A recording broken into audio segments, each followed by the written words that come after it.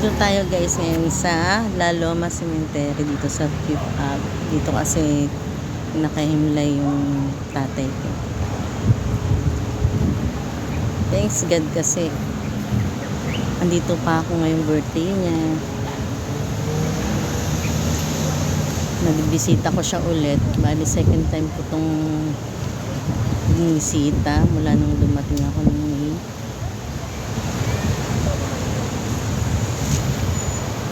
Ayan. So matagal na naman tayo makakabisita.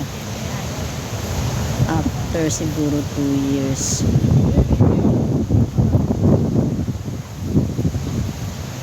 After ng kontrata ko sa Qatar. Sobrang lawak niya guys.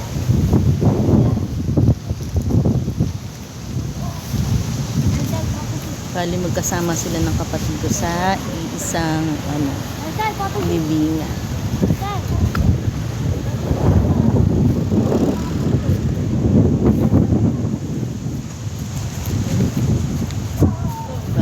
Bali ilan lang kami nakapunta kasi ang lalayo ng mga kapatid ko,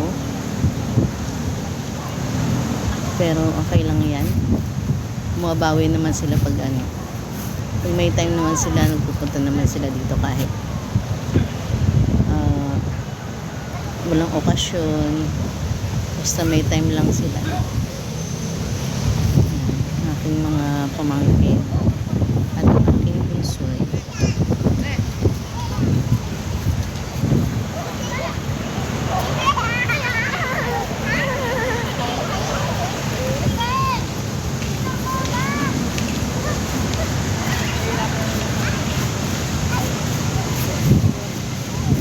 Nagdadasal pa si Mudra Bells, kaya hindi pa namin kantahan si tatay ng happy birthday.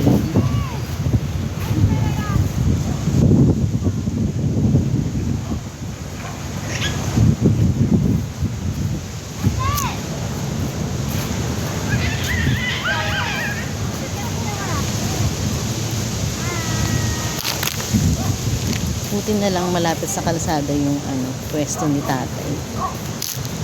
Madali lang siyang hanapin. Bata mo. Di katulad dati, nandun pa kami sa apartment.